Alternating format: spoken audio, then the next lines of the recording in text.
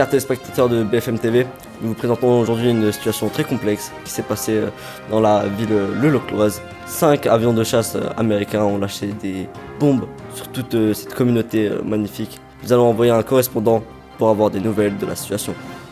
Bonjour, on est sur le terrain actuellement. Il fait vraiment pas beau, les maisons sont détruites. Au revoir, chers téléspectateurs. On vous rappelle quand ça ira mieux. Pour l'instant, c'est la merde.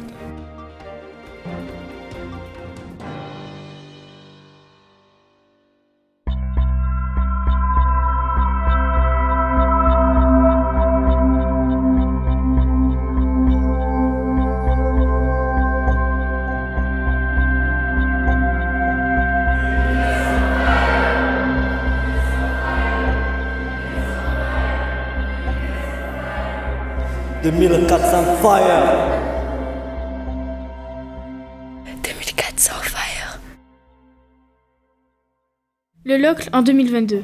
Un matin d'automne, des bombes se mettent à tomber sur la ville. Personne ne comprend ce qu'il se passe. C'est la panique. Les habitants et habitantes courent partout dans la ville et se perdent presque dans ces rues devenues méconnaissables.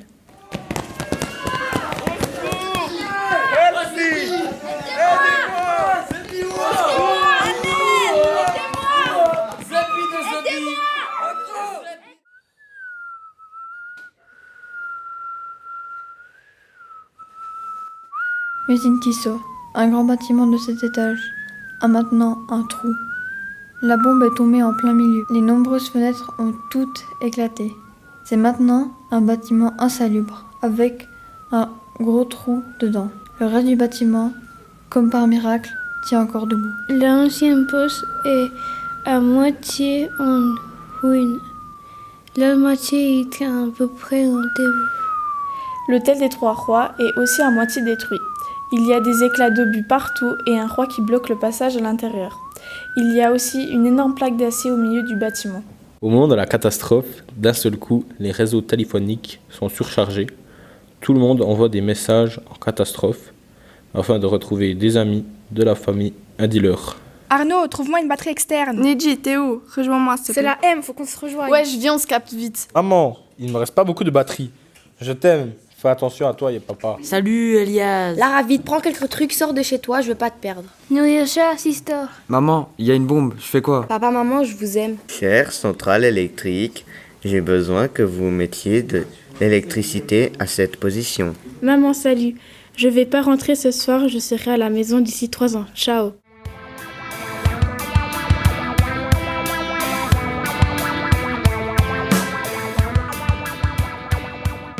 Hector aimait manger du pain. Il avait les cheveux bouclés, brun foncé et des yeux verts. Généralement, il portait un survêtement noir, une casquette rouge avec des Jordan rouges. Il vivait dans un quartier insalubre au Locle, dans un petit studio. Il se droguait depuis ses 15 ans avec des space cookies. Il avait peur de se faire attraper par la police avec de la coke sur lui. Ouais, je t'en veux, c'est de la bonne, tu vas te mettre trop bien. Et en plus, c'est pas cher. Il rêvait de frapper quelqu'un. Avant les bombardements, il n'avait pas d'amis. Il rackettait de l'argent aux enfants pour s'acheter de la drogue. Wesh poto, donne-moi ton goûter. Tiens, espèce de bouffon. Il était méchant avec eux, parce que son enfance était difficile. Il passait ses journées à tourner en rond dans son appart. Parfois, il est resté figé face au miroir, à observer les effets de la drogue sur son visage. Au moment des bombardements, il était avec Naika, sa copine depuis 4 ans. Elle dormait dans la chambre. Il a essayé de le réveiller, mais ça n'a pas marché. Un lustre lui est tombé dessus. Il s'est rendu compte qu'il ne pouvait rien faire. Il s'est écarté pour aller chercher de l'aide, mais soudain le plafond s'est écroulé. Il n'a jamais pu la rejoindre. Il a eu peur, il est sorti par la fenêtre. Il ne pouvait pas faire autrement car les escaliers de son appartement étaient bouchés par de grosses pierres. Il s'est cassé la jambe en tombant sur un gros caillou. Son genou était paralysé. Il se tordait de douleur. Il a eu peur de mourir. Il a eu peur de la suite, il a eu peur de manquer de drogue.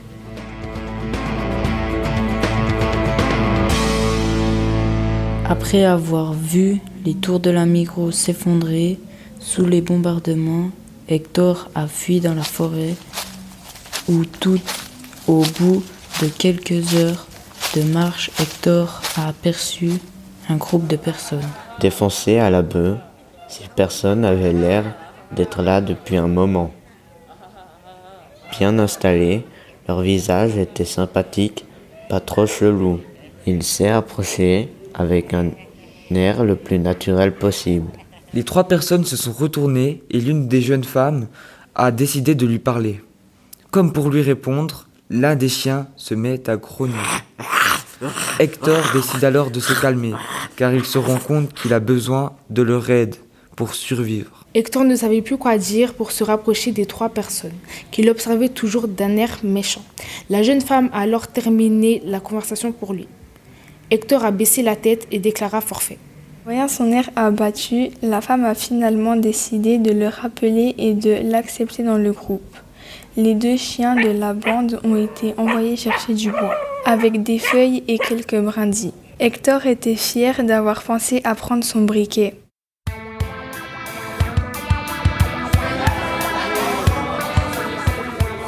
Au fil du temps passé ensemble dans la forêt, Hector s'était rapproché du groupe. Il avait enfin trouvé des amis, une nouvelle famille. Les 4 étaient restés dans la forêt pendant 3 ans. Un matin, posé à la lisière de la forêt, Hector observait la ville du Locle, toujours détruite. Et pour la première fois, se demandait de quoi serait fait son avenir. Il n'en savait rien encore. Mais ce qui était sûr, c'était qu'à présent, il aimait sa vie.